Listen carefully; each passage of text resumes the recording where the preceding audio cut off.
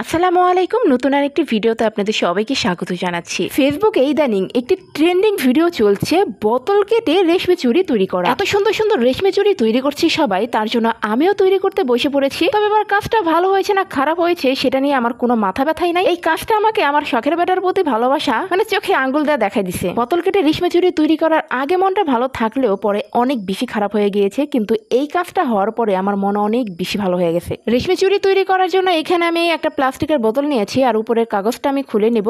এর মধ্যে তেমন একটা আঠা ছিল না, তো অনেক বোতলে আঠাটা বেশি থাকে, তো সেই আঠা আপনারা তুলে নেবেন, তা না হলে আপনারা যখন চুড়ি তৈরি করবেন কাঁচের রেশমি চুড়ির মতো একদমই চকচকে হবে না। চুড়ি তৈরি করার মতো আপনার বোতলে কতটুকু জায়গা রয়েছে সেই অনুযায়ী আপনারা মাপ দিয়ে দাগ কেটে নেবেন। আমিও দাগ দিয়ে নিচ্ছি, তা আবার কাজল দিয়ে, কলমের কালি একদমই এখানে দাগ দেওয়া যাচ্ছে না। তো আমার দাগ দেওয়া হয়ে গিয়েছে, দেখতেই পাচ্ছেন এখানে 4টা চুড়ি হবে। আর এই বোতল কেটে নেওয়ার সময় একদমই চিকন কিচি লাগবে, মোটা কিচি দিয়ে একদমই কাটা যাবে না, আপনার বোতলটা একদমই নষ্ট হয়ে যাবে। এই বোতল কাটার বিষয়টা যতটা সহজ মনে হচ্ছে এটা কিন্তু একদমই সহজ না, আপনার হাতেও লেগে যেতে পারে, একটু সাবধানের সাথে কাজ করবেন। প্রথমে যখন আমি কাটছিলাম তখন একটা নষ্ট হয়ে গিয়েছে, বাকি 3টা হয়েছে চুড়ি। রেশমি চুড়ি কয়েক কালারের হয় আর সেটা দেখতে অনেক বেশি ভালো লাগে। আমার কাছে রং একদমই ছিল না, তাই আমি পাশে মুদি দোকান থেকে এই ঝিকিমিকি গুলা নিয়ে আসছি। তো দেখতেই পাচ্ছেন বোতল কেটে শুধু 3টা টুকরো বের হয়েছে আর একটা নষ্ট হয়ে গিয়েছে। এখন এই প্লাস্টিকের মধ্যে আমি আঠা দিয়ে এই ঝিকিমিকি গুলা দিয়ে দিব। আর যে আপুদের ভিডিও দেখেছিলাম তারা তো রং ব্যবহার করেছে, তাই এই প্লাস্টিকের ভেতরের সাইডে রং করেছে আর উপরে দেখতে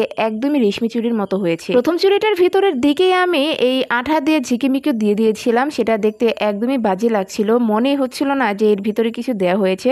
আর ঝিকিমিকি তো একটু রোদে গেলে অনেক বেশি চমকায়, সেটা একদমই ভালো লাগছিল না, তার জন্য পরে 2টা চুড়ির উপরেই আমি এই আঠা দিয়ে ঝিকিমিকি দিয়ে দিয়েছি। এই ঝিকিমিকি গুলা চুড়িতে লাগার বদলে আমার হাতে লেগে যাচ্ছিল, একদমই মেজাজ খারাপ হয়ে যাচ্ছিল। এই প্লাস্টিকের বোতল দিয়ে রেশমি চুড়িগুলো যখন তৈরি হয়ে যায় তখন যে আমার কি ভালো লেগেছে আমি আসলে আপনাদের ভাষায় প্রকাশ করতে পারবো না। 30 মিনিটের মতো শুধু আমি এই চুড়ির দিকে তাকাইছিলাম যে এত সুন্দর হয়েছে। আল্লাহ আমাকে অনেক ধৈর্য দিছে যে 30 মিনিট পর্যন্ত শুধু আমি তাকাইছিলাম আর কিচ্ছু করি নাই। চুড়িতে আঠা আর রং দেওয়া হয়ে গিয়েছে, আমি কিছুক্ষণ রোদে দিয়ে রাখছিলাম যাতে শুকায় যায়। আর এই তো শুকায় যাওয়ার পরে দেখতেই পাচ্ছেন এখন দেখার পালা রেশমি চুড়ি কিভাবে হয়। একটা আয়রন গরম করে নিয়েছি আর এই আয়রনের উপরে এই চুড়িগুলা দিয়ে ভাজা ভাজা করে নেব। আর এই গরম আয়রনের উপরে যদি আমি এই প্লাস্টিক গুলা দিতে পারি, ভাই রে ভাই, এই প্লাস্টিক পুরো 4 ব্যাগ হয়ে গেছে। সে পোড়া দেখালে এত সুন্দর করা হয়েছে, এত সুন্দর চুড়িগুলা হয়েছে, আমারটা এমন অবস্থা হয়েছে এটা দেখে আমার মেজাজ এত খারাপ হয়েছে। আর এই প্লাস্টিক গুলা এত গরম হয়েছে হাতই দেওয়া যাচ্ছিল না, হাত পুড়ে গেছে আমার।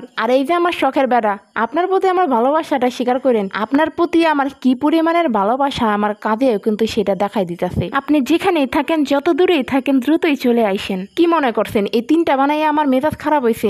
একদমই না। এই যে দেখেন আমি কতগুলা বানাইছি, প্রথমে একটাও ভালো হয় নাই। প্রথমে যে ছোট একটা বোতল কাটা হয়েছিল না, সেটা যখন আমি কেটেছি এবং বানিয়েছি তো আপনারা দেখতেই পাচ্ছেন অল্প একটু ভালো হয়েছে। আর এত ছোট চুড়ি আমি কার হাতে পরাবো? কিছুই করার নাই, কারোর হাতেই পরাইতে পারবো না। আমার মেয়েটা থাকলে হয়তো তার হাতে একটু পরাই দেখতে পারতাম এত ছোট চুড়ি লাগে কিনা।